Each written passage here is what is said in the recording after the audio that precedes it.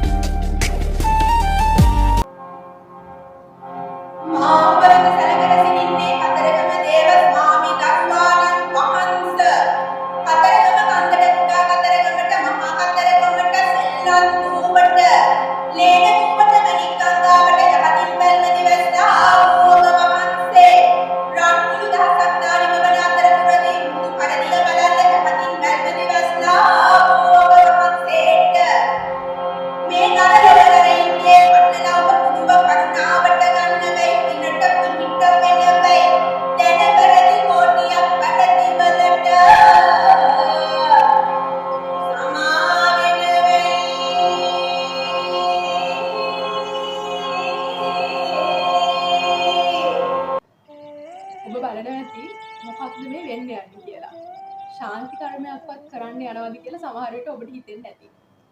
ශාන්ති කර්මයක් කරන්න නම් නෙවෙයි හදන්නේ ශාන්ති කර්ම ගැන කතා කරන්න. අපේ හෙළ කලාවන්ගේ ශාන්ති කර්ම වර්ග තුනක් තියෙනවානේ. උඩරට ශාන්ති කර්ම, පහතරට ශාන්ති කර්ම සහ සබරගමු ශාන්ති කර්ම. අද කලාව තුලින් කතා කරන්න හදන්නේ පහතරට ශාන්ති කර්ම පිළිබඳව. කතා කරනවා කිව්වට ගායනා කරලා පෙන්වන්න තමයි හදන්නේ. කලාවී වීඩියෝ පටන් ගන්න කලින් ඔබට ආරාධනා කරනවා අපේ නාලිකාව සබ්ස්ක්‍රයිබ් කරලා තියාගන්න. හෙළ දේශීය කලාවන්ට ආදරය කරන, ගෞරව කරන, ඒ කලාවන් රස විඳින්න කැමති ඔබ වෙනුවෙන්ම තමයි කලාවේ විශේෂාංගයන් ගෙනෙන්නේ. අපි අද කතා කරන්න හිතුවේ පහතරට ශාන්ති කර්ම පිළිබඳව. පහතරට කවි ගායනා කරන්න කලින් පහතරට යක්ෂරය, ඒ වගේම අත්මිනිය, තාලම්පට මේ වගේ සංගීත පාණ්ඩ යොදාගෙන තමයි පහතරට ශාන්ති කර්ම ගායනා කරන්නේ. ඒ අවස්ථාවන් රසවත් කරගන්න. ඔබට අමුතුවෙන් කියන්න ඕනේ නැහැ. ලාංකිකයන් විදිහට යක් බෙරයක් ගහනකොට ඒ හඬ ඇහෙනකොට අහල පහල ඉන්නවනම් අපේ ලේ රත් වෙලා නැට වෙන තත්ත්වයකට පත් වෙනවා. ඒ තමයි අපේ දේශීය කලාවන්ගේ තියෙන සුවිශේෂත්වය. අපේ හදවතට, ශරීරයට දැනෙන කලාවක් තමයි අපිට තියෙන්නේ. අද ඒ නිසා අපි පහතරට ශාන්ති කර්ම කවි ගායනා කරමු. රස විඳිමු. මාත් එක්ක එකතු වෙන්න. උපත පෙරා කලි කුකුරා කිරිවතුරා සුගතදයා බැතුළු බරානික ඉදුරා ඉමුල තුරා සෙවන කරා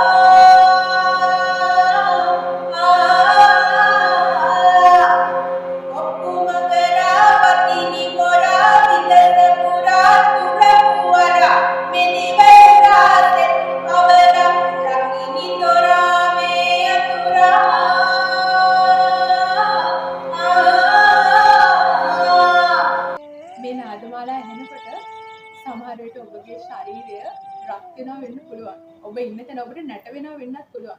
ඒ තමයි අපේ හෙළ දේශීය කලාවන්ගේ තියෙන විශේෂත්වය. ශරීරයට, හදවතට, රුධිරයට මේ හැම දෙයකම දැනෙන කලාවක් තමයි අපිට තියෙන්නේ. අපේ අනන්‍යතාවය ලෝකෙට පෙන්වන්න තියෙන පොදුම සාධකය තමයි අපේ කලාවන්. ඒ දෙත් අපි මතක තියාගන්න ඕන වගේම අපේ අනාගතයේ මේ කලාවන් ගෙන යාමේ වගකීම තියෙන්නේ අපි අතේම තමයි. අපි අතර මේවා තබා ගන්නවද, මේ දේවල් තවදුරටත් රැකගෙන ගිහින් ඉස්සරහට අපේ අනාගත දුවදරුවන්ට මේ දේවල් තීරණ කරනවද කියන කාරණාව ලැබිලා තියෙන්නේ අපි අතේ. ඒ වගකීමත් ඒ සිතුවිල්ලත් අපි මේ සමගම ලබා ගන්නට උත්සාහ කරනවා නම් මම හිතනවා මේ සමාජයේ මීට වැඩි ලස්සන වෙයි සහ අපේ උරුමයන් රැකෙයි.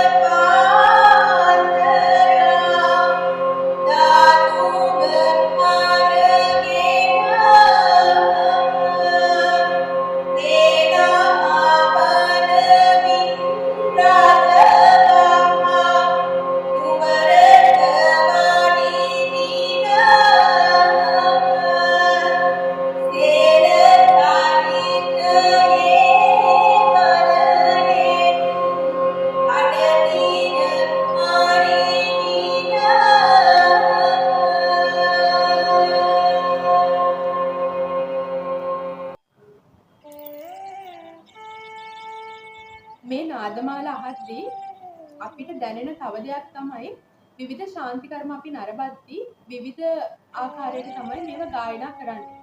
ඒ අවස්ථාන රූපීව ඔවුන් නාදමාලා වෙනස් කරනවා. ඒ වගේම මේ වගේ තියෙන ලය වෙනස් කරනවා. ඒක සාමාන්‍ය දෙයක්. ඒ නිසා එකම කවිය වුණත් නාදමාලා කිහිපයකට අපිට විවිධ ස්ථානවල දැක බලා ගන්න අහන්න පුළුවන්. ඒ වගේම සමහර වෙලාවට මේ වගේ භාවිතා වෙන වචනත් ප්‍රාදේශීයව ගත්තහම විවිධ ප්‍රදේශවලට යනකොට යම් යම් වෙනස්කම් වලට ලක් වෙන්න පුළුවන්. ඒක ශාන්ති කර්මවල ප්‍රාදේශීයව සිදුවන පරිවර්තනයක්.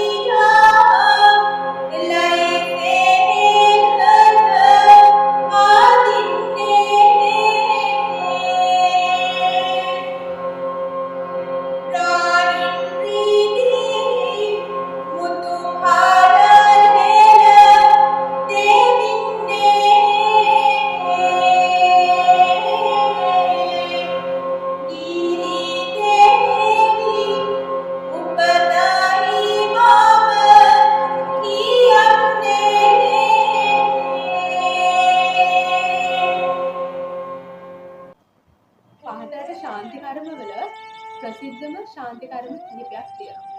18 සන්නිය අපි හැමෝම අහලා තියෙනවනේ.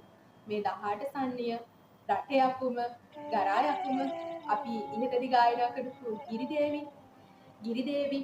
එතකොට දෙවොල්මඩු ශාන්ති කර්මය. දෙවොල්මඩු ශාන්ති කර්මය පහතරට ශාන්ති කර්මවල ප්‍රධාන ශාන්ති කර්මයක්. මේ වගේ ශාන්ති කර්ම තමයි පහතරට ශාන්ති කර්මවල අපිට දැක බලා ගන්න ලැබෙන්නේ. මොන ශාන්ති කර්මයක් සිද්ධ කළත් මේ ශාන්ති කර්මවල අවසාන පරමාර්ථය වෙන්නේ හැමෝටම සිතක් ශාන්තියක් උදා කිරීම. ඒ නිසා උඩරට පහතරට සබරගම් කියන මේ ශාන්ති කර්ම ක්‍රිත්වයම ගත්තහම බොහෝ වෙලාවට පොදු සමාන ලක්ෂණ දැක බලා ගන්න අඳුර ගන්න ලැබෙනවා. මේ වගේ නාදමාලා, ඒ වගේම වුන් නර්තනයේ යෙදෙන ආකාරයේ වෙනස්කම් මේ දේවල් තමයි තියෙන්නේ. ශාන්ති කර්මවල තවත් අපිට දකින්න ලැබෙන පුරුදු දෙයක් තමයි ගොඩක් වෙලාවට පුරුෂ පාර්ශවය තමයි මේ වගේ මූලිකත්වය ගන්නෙ. කාන්තා චරිත නිරූපණය කරන්නේ පිරිමි පුද්ගලයන් විසින්. ඒව රඟ දක්වන්නේ පිරිමි පුද්ගලයන් විසින්.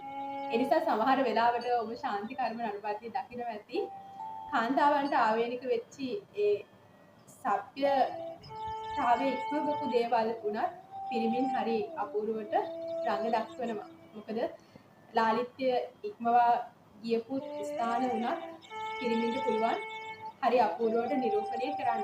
කාන්තාවන් වර්තමානයේ වෙද්දී නම් ගොඩක් වෙලාවට ශාන්ති කර්මවලට දායක වෙන අවස්ථාත් දක්නට ලැබෙනවා. ඒක කාලෙකම සිදුවෙච්ච පරිවර්තනයක්. නමුත් ඈත අතීතයේ ඉඳලා අපිට දකින්නට ලැබෙන දේ තමයි පිරිමි පුද්ගලයන් විසින් තමයි ගොඩක් වෙලාවට මූලිකත්වය අරගෙන මේ කාර්යයන් සිද්ධ කරන්නේ.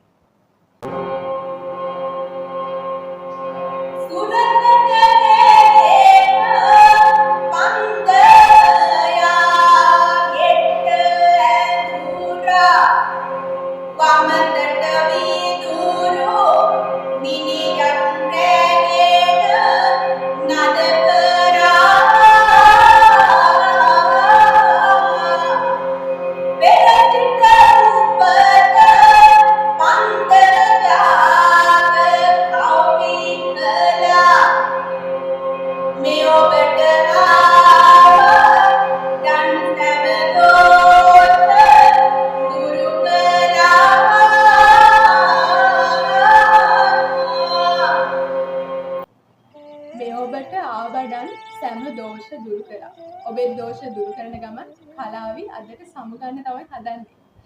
ඔබගේ දෝෂ දුරු වෙලා මේ ශාන්ති කර්මවල අනුභවයෙන් යහපතක් විශ්ත සිද්ධ වෙන්න කියලා කලාවි මම ප්‍රාර්ථනා කරනවා. ඔබ වෙතට මේ කවි ගායන අරගෙන එන මම ඉමාෂා මදුමාදුවේ හපුවාරච්චි. නැවතත් වීඩියෝකින් එන්නම් නවතම ගායනා ශෛලියක් ඔබ වෙතට අරගෙන. සුබ දවසක්.